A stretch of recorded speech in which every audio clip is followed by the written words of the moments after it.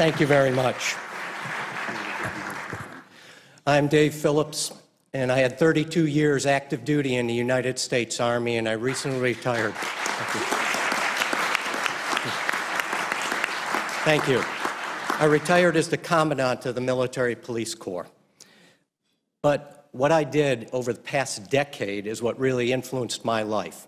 You will hear some of the strategic objectives, the big objectives and political objectives that are dealing with this situation going on with the members of the Iranian resistance who are in Iraq. What I would like to do, though, is talk to you about the tactical side, the personal side. I've had over 5 years in Iraq.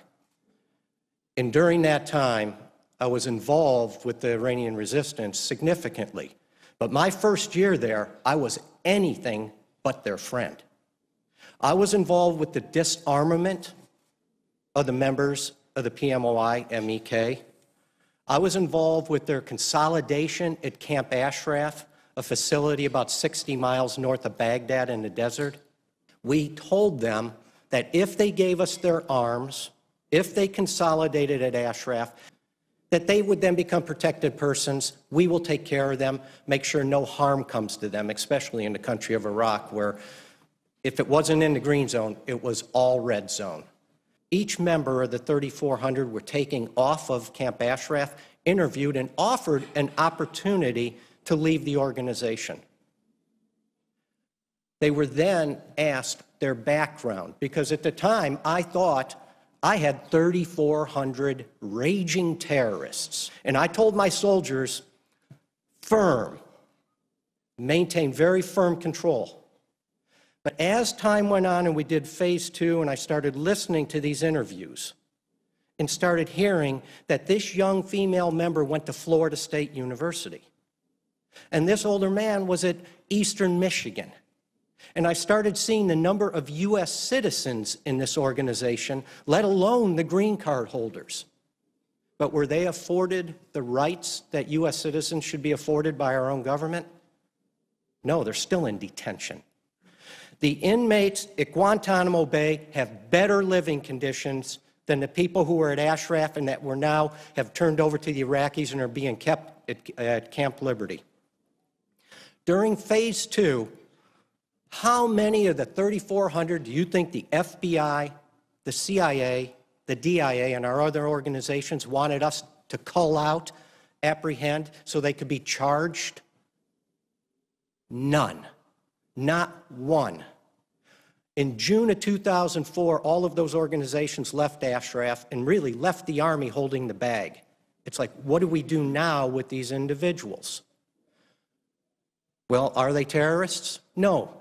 Secretary of Defense Rumsfeld sent us an order that said they are now protected persons under the 4th Geneva Convention, and it was my unit that individually issued protected persons ID tags, and I was the first one to get an ID tag. I am ID tag number 1, and it was strictly to show them, hey, I will put my name on this too.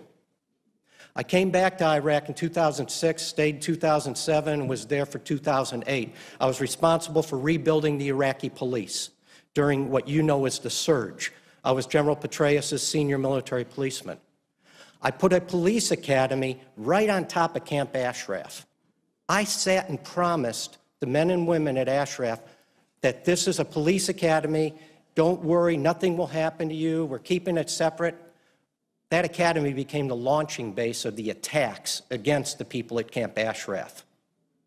I don't sleep well at night.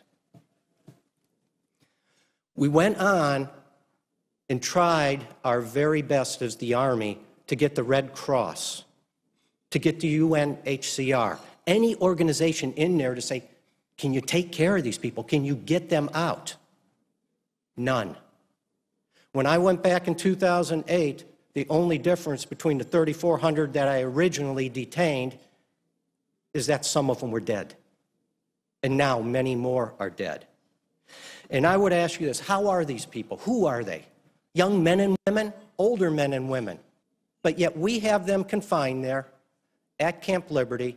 We have turned them over to the Iraqis after promising. This is not just Phillips saying this. We put that promise in writing. The United States government, That's our government, which I grew up and I believe in, that we have the moral high ground.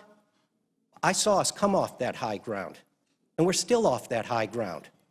And any of you question anything about the conditions they're under, ask this question of our own State Department. Show me a picture of Camp Liberty, current. Let me ask one of the news people from my area, Cleveland, Nebraska, to go in and just film Camp Liberty. I guarantee you, you will be denied. We have had our own U.S. congressmen and senators go over to Baghdad and be refused to even see the condition these people are under. Well, we set the conditions for a modern-day concentration camp, and that's where these people are to this day that many of you don't even know about. It's time we lived up to what we promised them in 2003, protection. I would be happy to talk to any of you offline.